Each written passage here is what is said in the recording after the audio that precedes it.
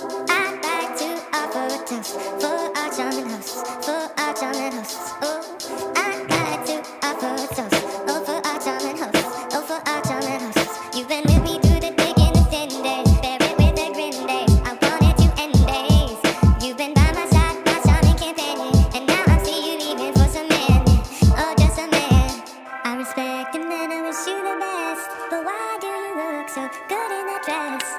Time of your life, do what you like, ooh baby, love you. Time of your life, do what you like, ooh baby, love you. You're my friend till the end. I won't go anywhere. You're my friend till the end. I won't go anywhere. I need you to be straight with me, to keep faith in me. Can you relate to me? You can have one, not both, like cheese on toast or control of the remote. The difference between the things that you say and the way you feel, that shit drives me insane. The expectations for the things that you do gets reinvented every day that I'm with you. You never mentioned that you'd want me to stay, but change your mind as I made my own way. Yeah, do what you like, do what you like. Ooh baby, love you. Do what you like, do what you like. Ooh baby, love you. You're my friend till the end.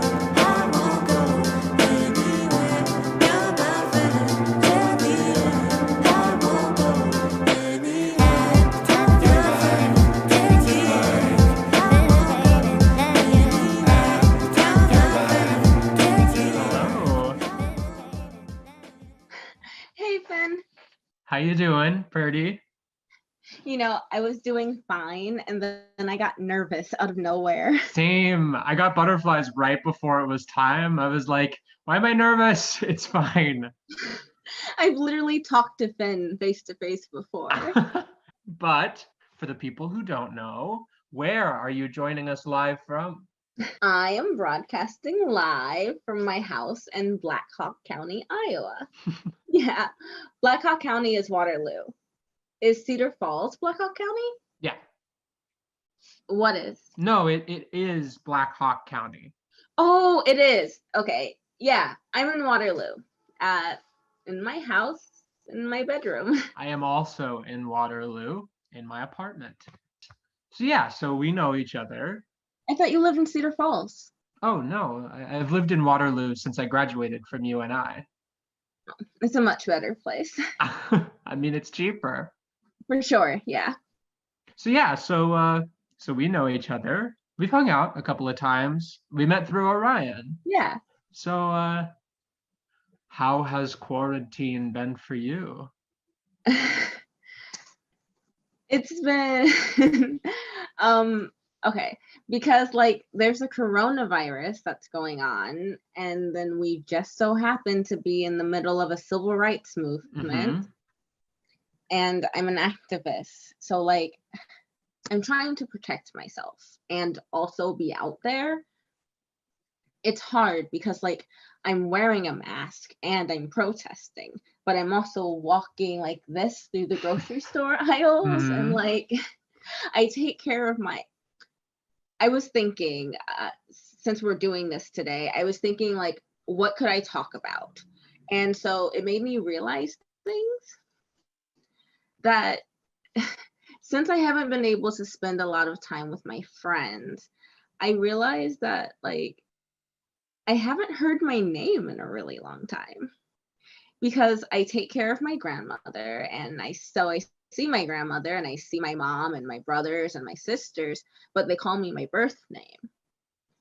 And I live with my fiance, but he calls me baby usually, or he'll call me Birdie, but it just doesn't come up in normal relationship conversation. So I was thinking about it, and then I was like, oh, I haven't heard my name in a really long time. Right. Oh, that's wild. And I'm working on a gender thing, a play, one that's not this one, about being non-binary. I'm really happy to be doing it because it's a one-person show mostly.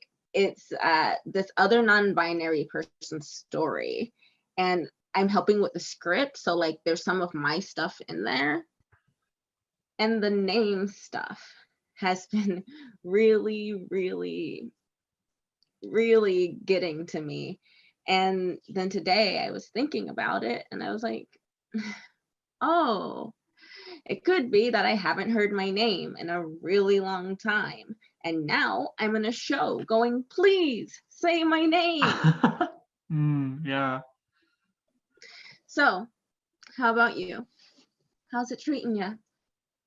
I mean, it's been ebbs and flows. So the first month and a half, mwah, it was so great. I didn't have to talk to a person. I just had time to like be with myself and like decompress because like I hadn't really had time to do that. But then, like, even though I'm an introvert, I'm still a social being. And so as time progressed, I'm like, okay, I would like to see my friends. It's not the best idea to do right now, so I won't. And then there've been like little highs, but then like my mental health is pretty fragile because I feel like, I mean, I go to therapy. Like I do talk to people, but there's only so much right now that I have access to for mental health. One of my favorite things to do is to not particularly have a conversation with a person, but just like exist in a space with them Yes. and like have the opportunity to talk to that person if we want to and do our own thing if we want to. Coexisting is like my favorite form of hanging out. I love that. We gotta sit in a room together sometime. Right. I live alone with my cat, which like works for me when I'm usually interacting with people all the time, but this is a different situation. And so I'm like, I would love to just talk to a person in person. I'd love to meet new people. I live right by Kings and Queens and like could walk there. I mean, I could walk there. We live so close to each other and I didn't even know it. Well, we'll find each other soon enough, I guess.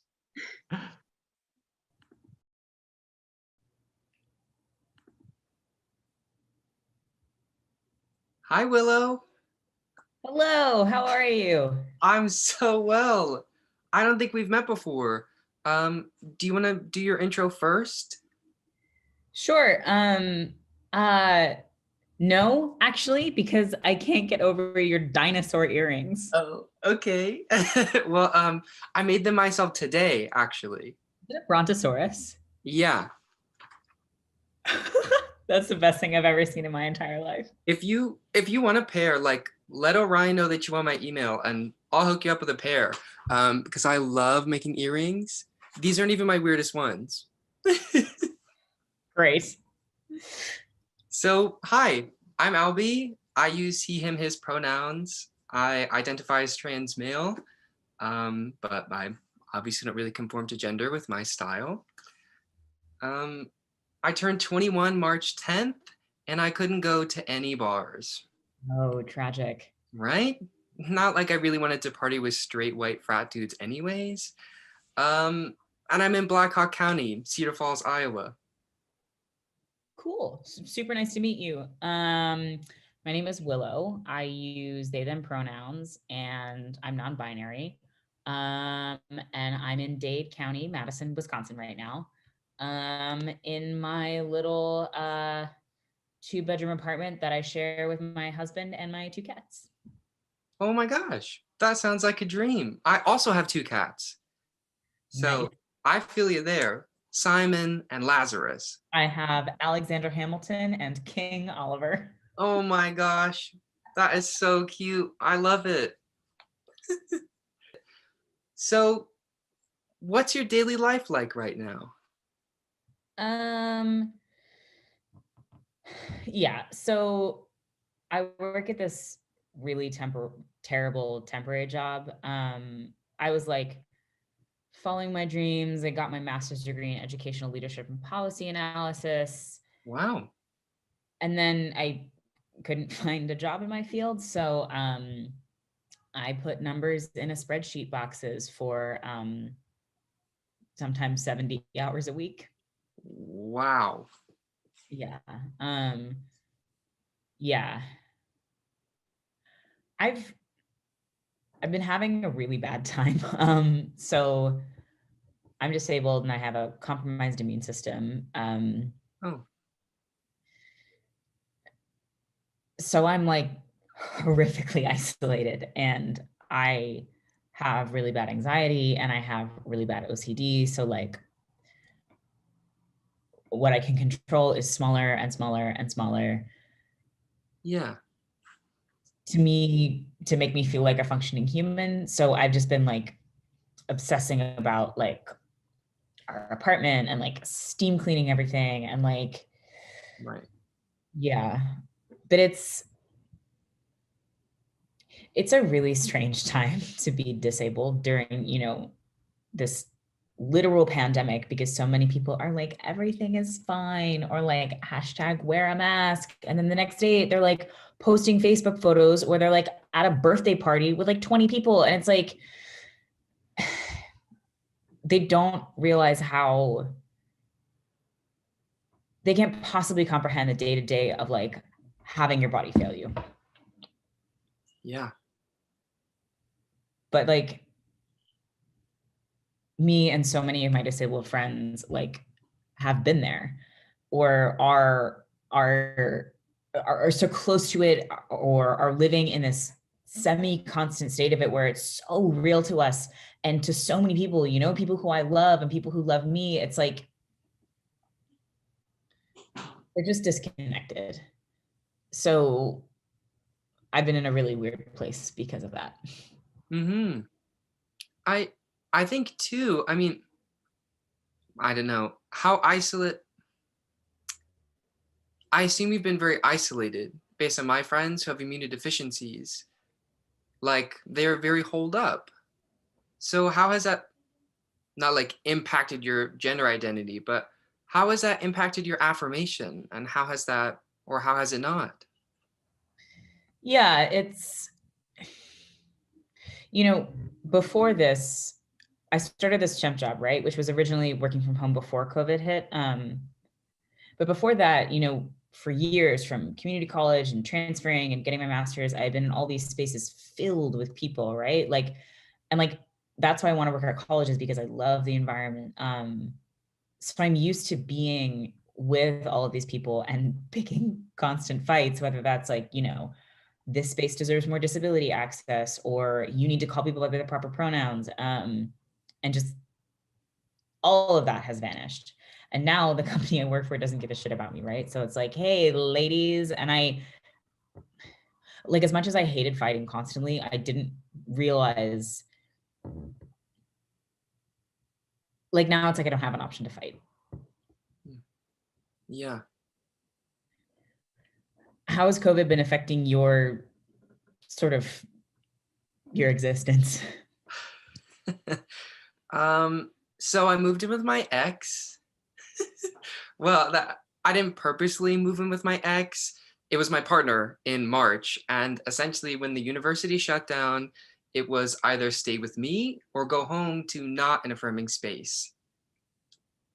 And I Right. said, you can stay with me and my roommate. I checked with my roommate and it was fine. And it was going really well because it seemed like we had this endless time to spend together and everything was great. Um, but things kind of started to fall apart at the end of May, and I attended a wedding, and I realized I really want to marry someone who is going to make a promise to God with me. Right. And like most of the people in the queer community, my partner was like, that's not me. Right. And so we ended things mid-June. I don't know. It all flows together because, and so I got a second job just so I could get out of the house more. So I work as a janitor and a youth pastor. Wow, that's very like, isn't that kind of like Jesus-y of you?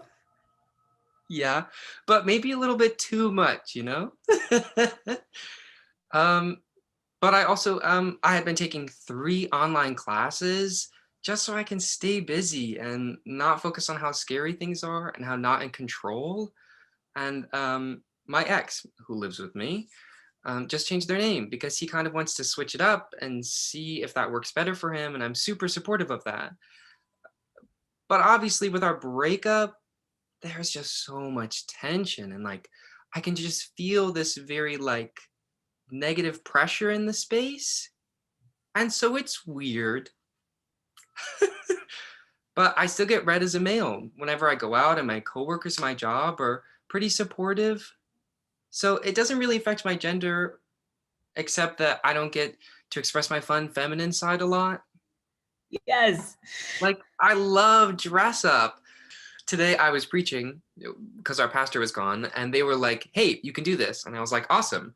But I was like going to wear something fun and feminine. But then I was like, oh, I don't know. Like, the people who decide if I get to be a pastor or not might see this eventually. And I don't want them to think the things that the people in my past have thought about me. So I wore, you know, a vest and a shirt and some skinny jeans. I put on makeup though. Shoot, I think we're close to,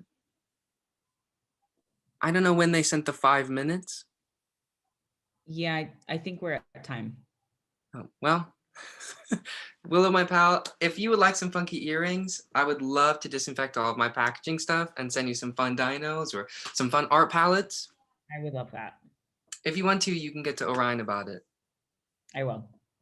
I'm so glad I got to meet you. I know. This was such a wonderful experience. If you ever need a friend, I'd love to have coffee. Thank you. All right. Have a nice evening. You as well. Goodbye.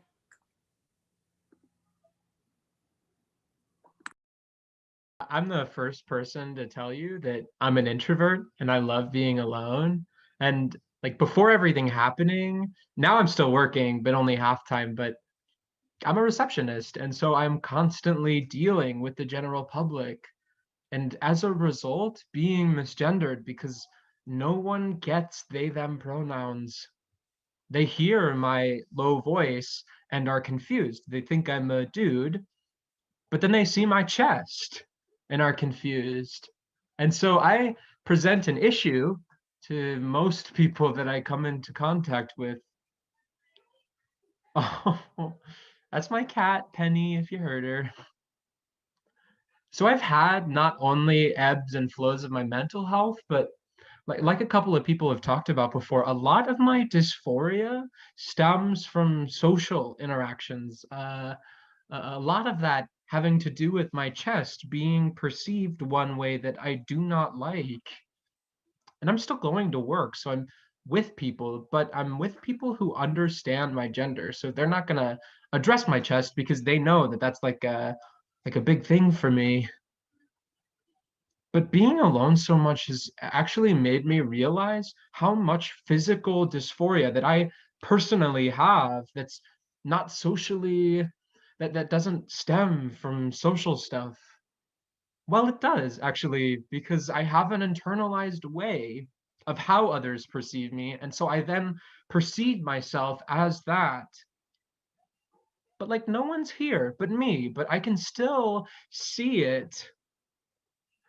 So I'm like, okay, well, that's fun. But also, well, I have a date for top surgery at the end of the year. Yeah, and that's like I've enjoyed having this time to process that because I'm not doing it with like the gusto that someone who wants top surgery probably should. I don't know. I don't want to say should, but at the same time, I don't dislike my chest when I'm naked. Really, it's the perceptions that other people put on me. And so, when I'm out in public, would I like to bind? Yes. But at the same time, it's too uncomfortable for me to do constantly. And so I'm constantly like, do I choose my mental health or my physical health?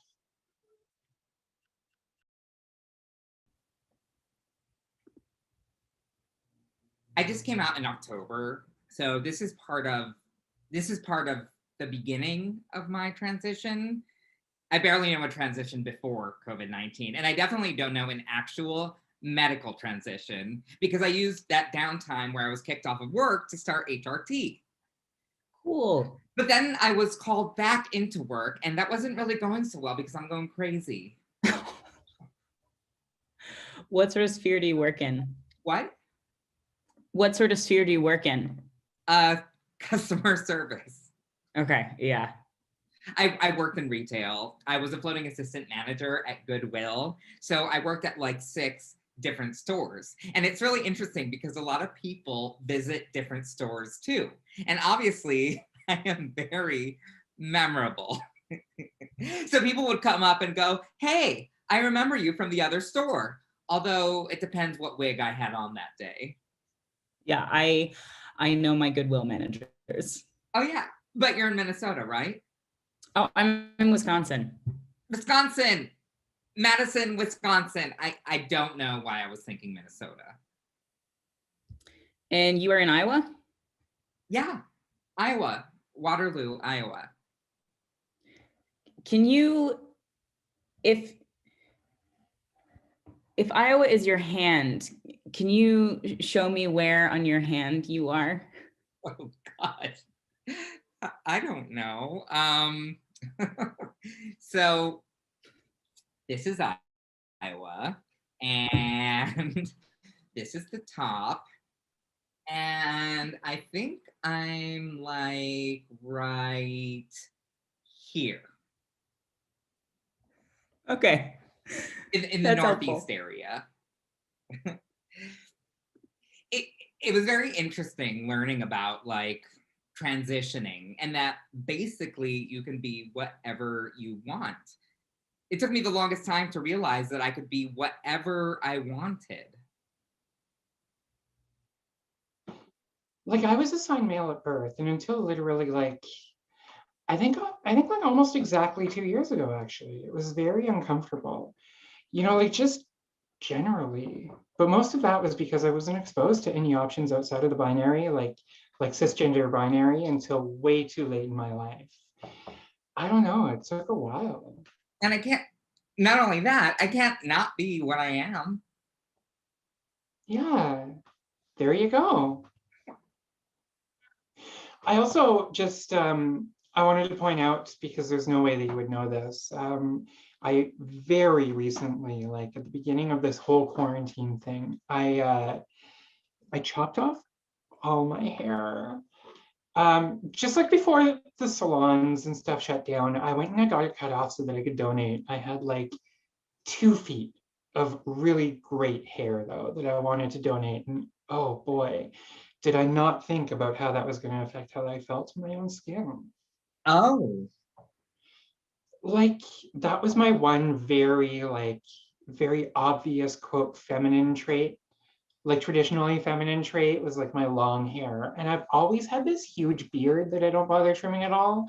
So it really was like the last, like, I didn't even know how to say that. I don't know. But basically like before this whole quarantine thing, I worked in a giant grocery store as a sample lady. That's not the official job title. It's just what I like to call it. But I would hand out samples and people would come up behind me all the time and be like, oh, one of my favorite stories is this small child like asked their grandma, hey, can we go and get a sample? And they were behind me and I could hear it. I wasn't looking at them. And the grandma goes, yeah, go and ask her what she has. And I was like, yes, I'm 6'5". If you call me a she, I'll be happy. Hey. Hi. My name's Willow. What's yours? My name's Rich. Hi, Rich. Nice to meet you. Nice to meet you. Where are you currently?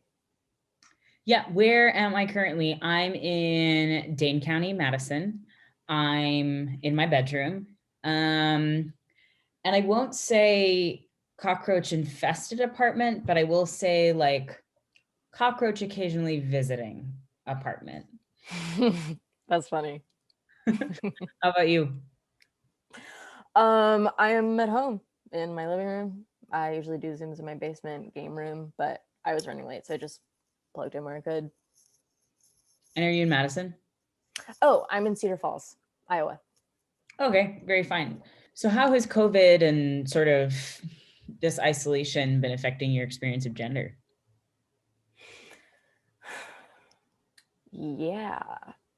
Uh, um, I haven't been able to. Well, okay. Since I'm home and not going anywhere, like I want to bind, but there's no point.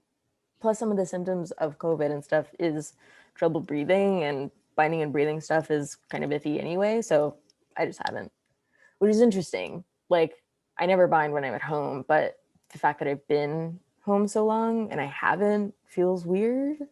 Yeah. Plus, our living room has this big window that my dad likes to have it open sometimes, and I don't like. I don't know. I don't like the big window like seeing me. So I like to have a big coat or something on, something that's baggy. Yeah. But it's really hot. So I've like had to compromise. That'll only have it like sliver of the window open, and I feel like that's okay, I guess. How's isolation affected your gender stuff? Yeah, it's been very strange. I've never been this isolated before. I have a compromised immune system, so I'm sort of on like super lockdown. I'm also working from home for a temp company that like doesn't care about me at all. So I'll go like my whole day not communicating with the people I'm working with, and it's not worth it at all to come out to all of these people and then try to teach them about they them pronouns and then be disappointed every time they fuck it up. So it just sort of feels fetal is the word I want to use. Just sort of existing in the shirt that I slept in and like my underwear like all day long, like on my laptop, has made me really uncomfortable in my gender expression, you know, like in a way that I couldn't have anticipated would have happened, you know, if I tried to look forward 3 or 4 months ago. I identify as genderqueer, which is sort of similar to non-binary, and for me it's being simultaneously man, woman, and neither. And it sort of sounds like an oxymoron or a paradox, or being in sort of a limbo of gender, but it's sort of the easiest way to explain it because I feel them all equally strongly, which is interesting because neither is one of the things. But anyway, yeah, with isolation, I sort of feel the same because when you're not around other people, it's not that it matters less. I guess it's I don't spiral as much, sort of like they were talking about in the other conversation. And because I'm neurodivergent, I tend to spiral a lot anyway. So if maybe someone hasn't gendered me yet, I'm overthinking, am I presenting masculine enough to at least be defaulted to the better default? Right. My only social interaction right now is with Three House, this church hangout here in Cedar Falls. Actually, that's how I heard about this. Robin, who like runs fire theater or started it or something, let me know about it. Anyway, they're very proven that they don't mess up. Like, they've only ever known me as they them, so why would they mess up? But it's really interesting if like over Zoom or in person,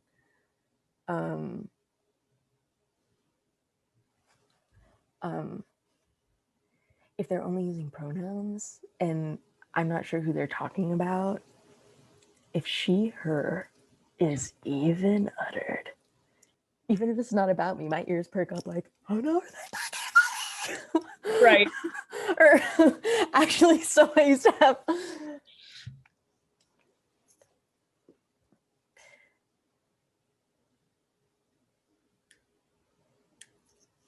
Okay, so I used to have this Pokemon shirt with Pikachu on it. And when I first came out as genderqueer, before I had the binder or anything, I hated wearing that shirt. Not because it was particularly tight or anything, just because for some reason in my head, I got it that Pikachu was a very feminine Pokemon, which makes no sense. I don't know how I came to that conclusion. Like, it's Pokemon, they're all whatever. But in my head, it became like a very feminine Pokemon. But I really like Pokemon. So it became like, I want to wear this shirt, but I also don't, since it's going to make me look like a girl. I don't know. But yeah, I overthink really random stuff like that. I don't know. Yeah, I guess for me, I don't think I deal with a ton of dysphoria. For me, it's just like all sorts of desires to wear different clothes and to try out different things. Okay, so here's an example. This is so funny. My friend and I, we like one day was like, I really want to cross dress a lot. Just like put on a suit or something. And I texted my friend and just like, do you want to play dress up with me? So I went over to her apartment and we like just tried on all these clothes and like she did my makeup and we like played around with my binder and just, had a good time. And it was so fun. But like, that's kind of what I mean. I seriously enjoy, and I always kind of get this desire to just like, I don't know, kind of have fun with how I present myself.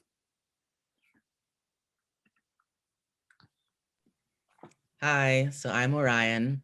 One of the things this time has been for me is being inside because I'm recovering from surgery, not just because there's like a global pandemic. I'm in my apartment in Madison, my brick apartment building, in the little sunroom on the side where the plants live, and the windows are everywhere, and it gets really hot, but it's also really bright and it's nice. The thing I relate to with that is like literal dress up as a kid and the freedom I felt to put on literally anything. Yeah. So like I'm organizing these conversations on gender and COVID, and I'm thinking about the social distancing experience, TM. For you, how does that intersect with the fun, if that's the right word, of like trying things out? Okay, so I'm sad because I can't go to thrift stores or don't tell anyone, but sometimes I go to real stores and just try on clothes, but don't buy anything. So that's something I really miss actually. Just being able to be with friends and have fun doing that. But also there's like a freedom that I'm just in my own house and I can wear anything, like anything that's just what I'm wearing. And I don't have to impress anyone except my roommates. Do you have to impress your roommates? Oh no, I'm just kidding. Because you'd have a lot of people to impress. Do you feel like your gender is fun? I have moments, absolutely. And post-op surgery, I've had some of them.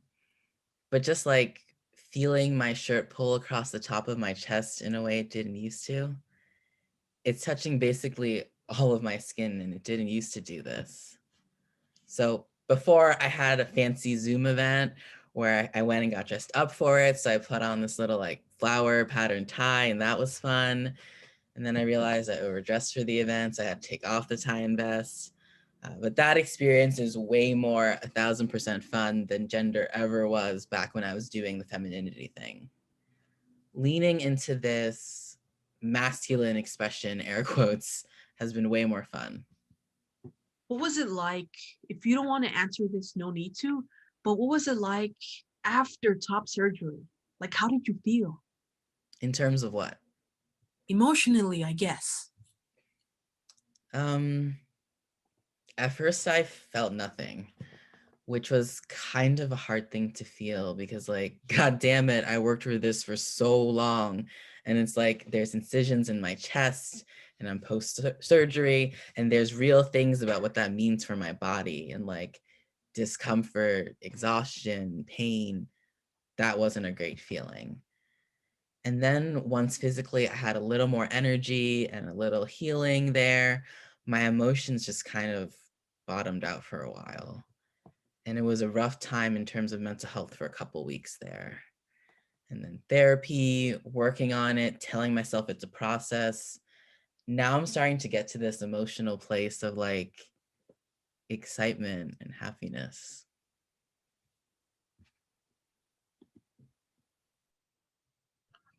So how's it like living with other people during this? Like, are your roommates good about gender stuff?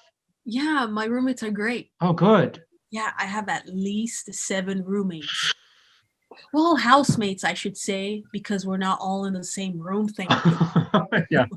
But yeah, they're really awesome about it. A couple of them are trans or non-binary, which is cool. Many of them are queer, which is also cool. That sounds amazing. Yeah, it's a great little bubble. I really like it. That's nice. Yeah. I mean, upsides of living alone, I don't have to deal with anyone misgendering me. Downsides, I don't have anyone to just like share community with. Yeah, I had several friends who I was like gonna go see. Mm-hmm. Go up to Portland or something, Ooh, get up for a few days. yeah, But yeah, that's not happening. yeah. But it's okay. He's saving money. Yeah, I mean, I definitely. Not really.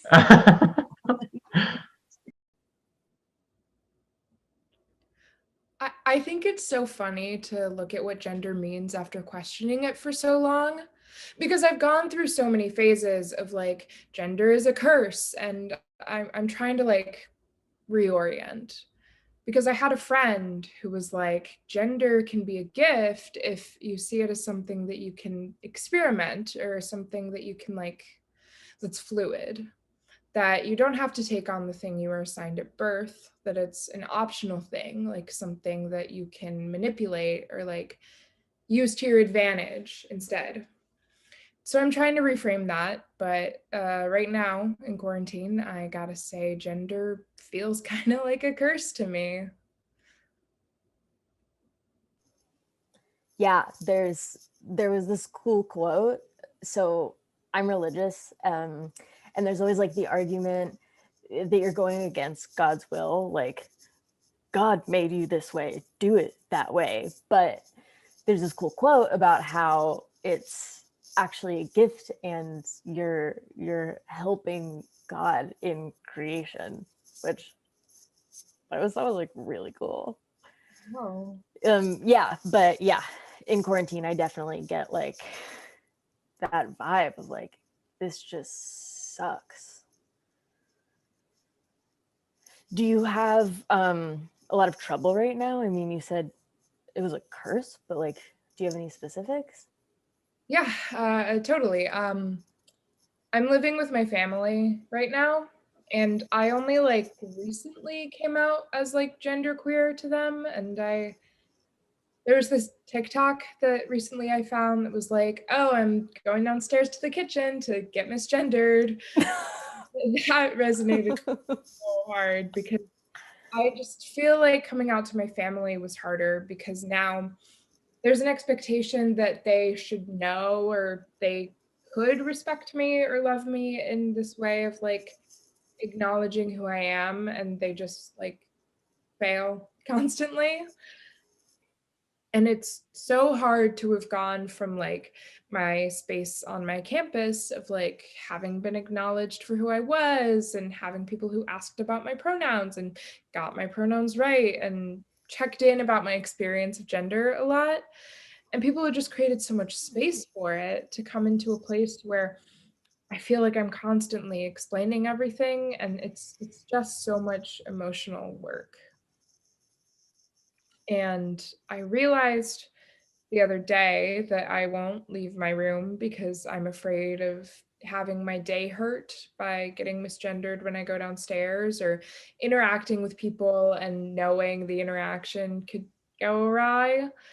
And I think for me, so much of gender is being affirmed by the people around me. And I think that being in a space where I'm not affirmed is kind of like almost like gaslighting myself or making me question my sense of reality.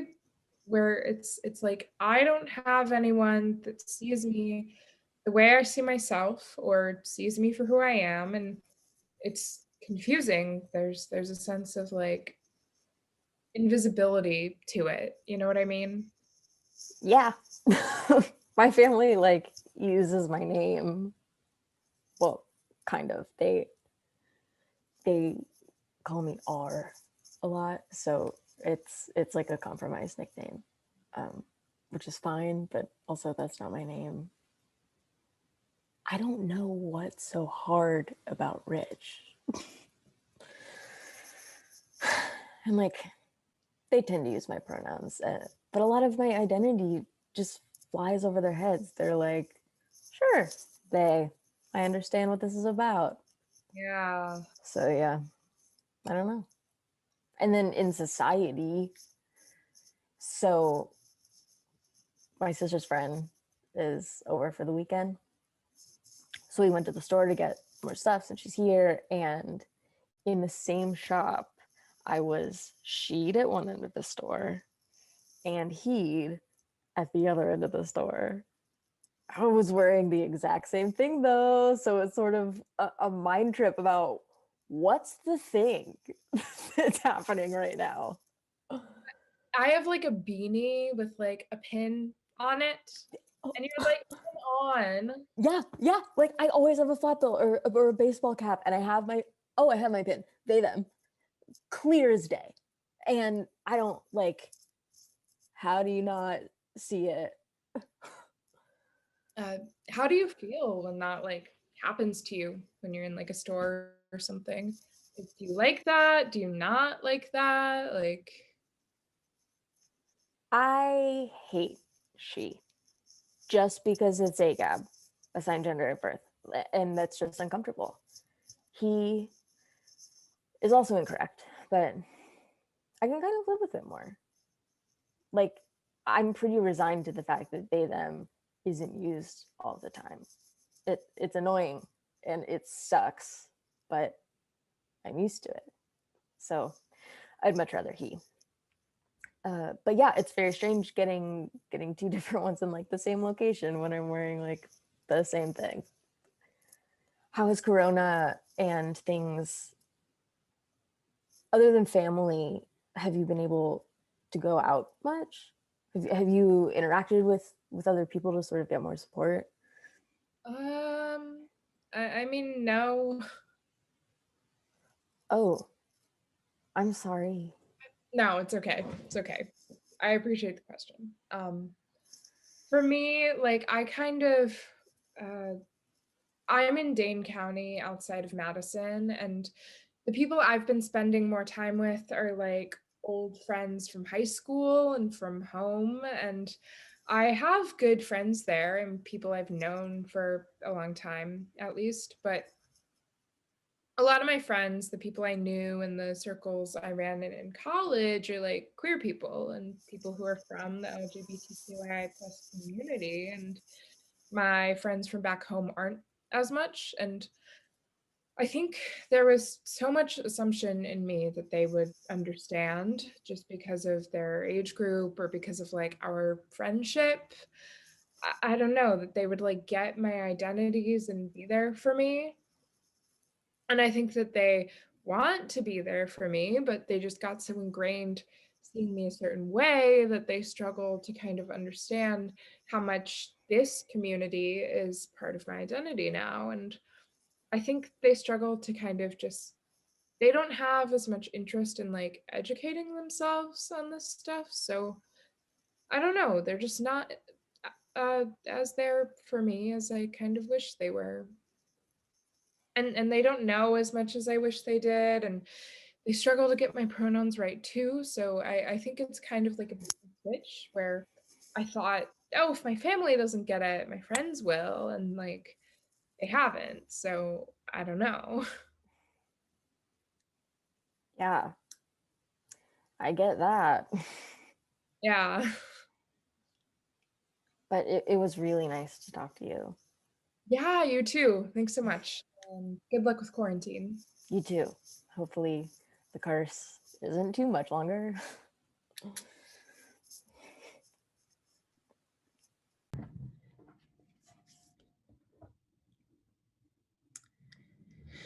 Yeah, so I call myself non-binary. I guess I love finally having a word, a name, a community for what I feel, and being sort of really solid in that. And I feel like, you know, through my life, I've always been sort of searching and like trying on different labels. And, when I found like pansexual and queer and non-binary, I was like, oh, right, this is my thing, sort of like a book sliding really perfectly into its slot, like in a little library. And in the past, when I've been sort of, I think I make more sense to myself when I exist in relation to other people and other things and other activities.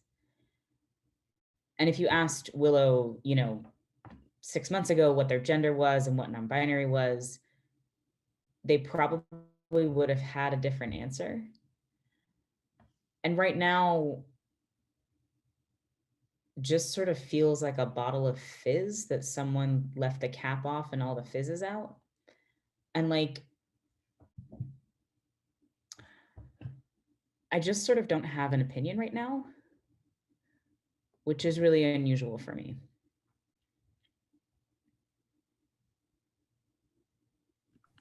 But like, I'd love to just go walk there to Kings and Queens, like hang out, have a drink, meet some fun people, but I do not want to risk that. Yeah, I totally get it. I do drag there. Yeah, And like it's opened back up and they're doing drag shows. I know, I've seen that, and it gives me anxiety. So much anxiety, so much. I mean, I get it because it's also a small business, Mhm. and I'm sure like paycheck protection has run out for them, and they kind of need to open up, like at least to have the capacity to keep things afloat. But at the same time, super dangerous, especially because Iowa is not handling the COVID situation well at all. Exactly, especially Black Hawk County. Right? It's one of the ones with one of the Tyson plants. So like, And so like it's like so frustrating because it's like they're tempting me. They're like the devil and they're like, come and do drag. You want to. And I'm like, I do. I would love to be with my community so bad. However, I'm gonna stay in my house against my better judgment for once. Oh man, it's so tough. It's like I'm friends with all the drag queens. Right. And so like they're there and I'm like, please stop. Please stop. Yeah. Yeah. At least it's been nice, like having this amount of downtime to work on processing my multiple feelings around top surgery, mourning the fact that I'm getting rid of a part of my body that has been with me for a decade. Oh yeah, it's a lot to work through. I have such a weird relationship with my chest because like it used to be one way, but then the depot shot. And What is a depot shot if you're oh, okay with it? the depot shot is birth control. Okay. Yeah. And so like now I'm on the next one on, which is the implant. The implant, right? And so like yeah, depot is a shot. And like my chest is great for when I'm trying to present more femme, but it makes it vastly harder when I'm trying to do a more mask look. But like it's difficult because I love my boobies. Like I love to grab them and like, but also like sometimes I'm looking in the mirror and it's like, this is not it. Yeah. Like some days I'm like, yes, and some days I'm like, please no. So I understand having to navigate that.